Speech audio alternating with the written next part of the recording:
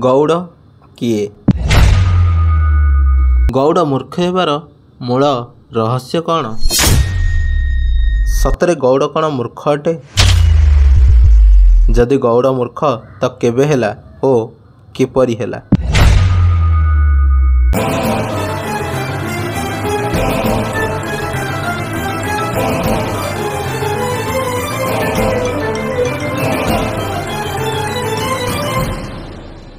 ଗୋରୁ ପାଳନ କରିବା ଗୌଡ଼ର କର୍ମ।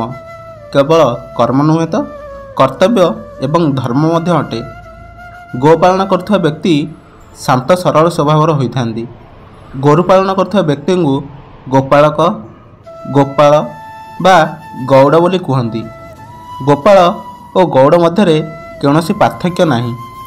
ଗୋପାଳନ କରି ନିଜ ପେଟ ପୋଷୁଥିବା ସମ୍ପ୍ରଦାୟର ଲୋକମାନଙ୍କୁ ବର୍ତ୍ତମାନର ସମାଜ ଏକ ଜାତିରେ ବିଭକ୍ତ କରିଛି। ତା'ର ନାମ ଗୌଡ଼ ଦେଇଛନ୍ତି। କିନ୍ତୁ ସତ କହିବାକୁ ଗଲେ ଗୌଡ଼ ମୂର୍ଖ ଶବ୍ଦଟି ଗୌଡ଼ ଜାତିକୁ କୁହାଯାଇ ନାହିଁ, ବରଂ ହିନ୍ଦୁ ଜାତିକୁ ବିଶ୍ୱାସ କରୁଥିବା ସମସ୍ତ ସନାତନୀମାନଙ୍କୁ କୁହାଯାଇଅଛି। କାରଣ ସନାତନ ଧର୍ମରେ ଗାଈକୁ ହିନ୍ଦୁମାନେ ମା ବୋଲି ଭାବନ୍ତି, ପୂଜା କରନ୍ତି ତଥା ପରିବାରର ଏକ ସଦସ୍ୟ ବୋଲି ମଧ୍ୟ ଭାବନ୍ତି। ଗୋପାଳନ କରିବା ହିନ୍ଦୁ ସମାଜର ପ୍ରଥମ କର୍ମ ଓ ଧର୍ମ ମଧ୍ୟ ହୋଇଥାଏ।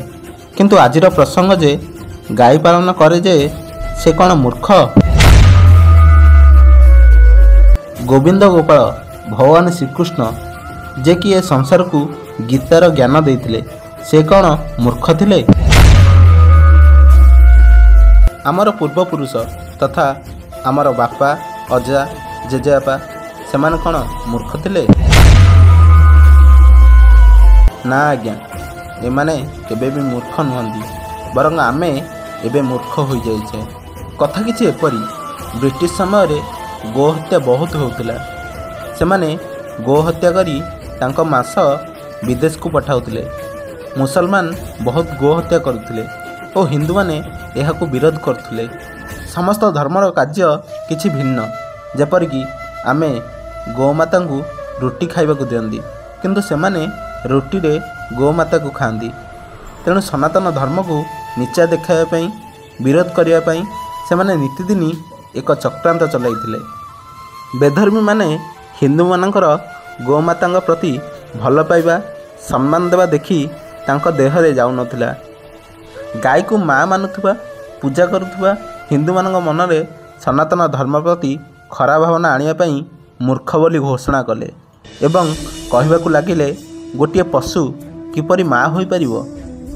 କେବଳ ମୂର୍ଖମାନେ ହିଁ ପଶୁକୁ ମା ବୋଲି କୁହନ୍ତି ଏବଂ ପଶୁର ମଳ ମୂର୍ତ୍ତକୁ ପବିତ୍ର କହି ଖାଇଥାନ୍ତି ଓ ଗାଈ ଚରାଇଥାନ୍ତି। ଆରେ ଭାଇ, ଆଶ୍ଚର୍ଯ୍ୟ ଲାଗୁଛି। ଯେଉଁମାନେ ମଳତ୍ୟାଗ କଲା ପରେ ଶୌଚ ହେବା କ'ଣ ଜାଣିନାହାନ୍ତି, ମା, ଭଉଣୀ ଓ ସ୍ତ୍ରୀ ଭିତରେ ଫରକ କ'ଣ ଜାଣିନାହାନ୍ତି, ସେମାନେ ହିନ୍ଦୁମାନଙ୍କୁ ମୂର୍ଖ ଓ ଅନ୍ଧଭକ୍ତ ବୋଲି କହୁଛନ୍ତି। ଯେଉଁମାନେ କୁହନ୍ତି ପୃଥିବୀ ଚେପଟା ଓ ସୂର୍ଯ୍ୟ ତା'ର ଚାରିପଟେ ବୁଲୁଛି ଏବଂ ସନ୍ଧ୍ୟା ହେଲେ କଳା କାଦୁଅରେ ଲୁଚି ଯାଉଛି, ସେମାନେ ଆମକୁ ମୂର୍ଖ ଓ ଅନ୍ଧବିଶ୍ୱାସୀ ବୋଲି କହୁଛନ୍ତି। ସାଲ୍ୟୁଟ୍ ମାରିବାକୁ ପଡ଼ିବ ସେମାନଙ୍କୁ। ବଡ଼ ବିଚିତ୍ର ପ୍ରାଣୀ ଥିଲେ ସେମାନେ। ତାଙ୍କଠାରୁ ତ ହଜାର ଗୁଣରେ ଭଲ ଆମ ଦେଶରେ ରହୁଥିବା ଅନ୍ୟ ଜାତି ଧର୍ମ ତଥା ମୁସଲିମ, ଖ୍ରୀଷ୍ଟିଆନ, ଶିଖ ସାଇ ଭାଇମାନେ।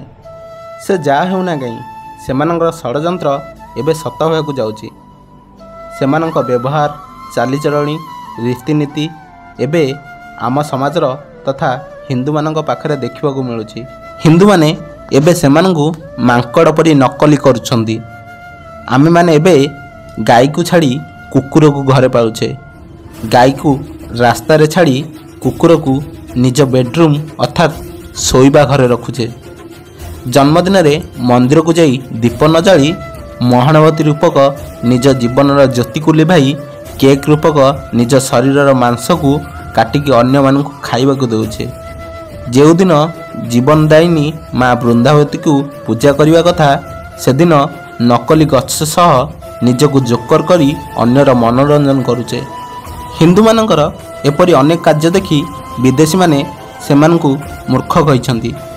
ସେମାନେ ମୂର୍ଖ କହି କିଛି ଭୁଲ କରିଛନ୍ତି ବୋଲି ମୋତେ ଲାଗୁନାହିଁ। ଏବେ ଆପଣମାନେ ଆପଣମାନଙ୍କର ମତାମତ ଦେଇ କୁହନ୍ତୁ, ଗୌଡ଼ ମୂର୍ଖ କି ନାହିଁ। ଯଦି ଆପଣ ସବୁ ଧର୍ମକୁ ସମ୍ମାନ ଦିଅନ୍ତି ତ ଭିଡ଼ିଓଟିକୁ ଲାଇକ୍ ସେୟାର କରନ୍ତୁ। ମୁଁ ତ ଭଗବାନ ଏକ ବୋଲି ମନେ କରେ, ଆଉ ଆପଣ?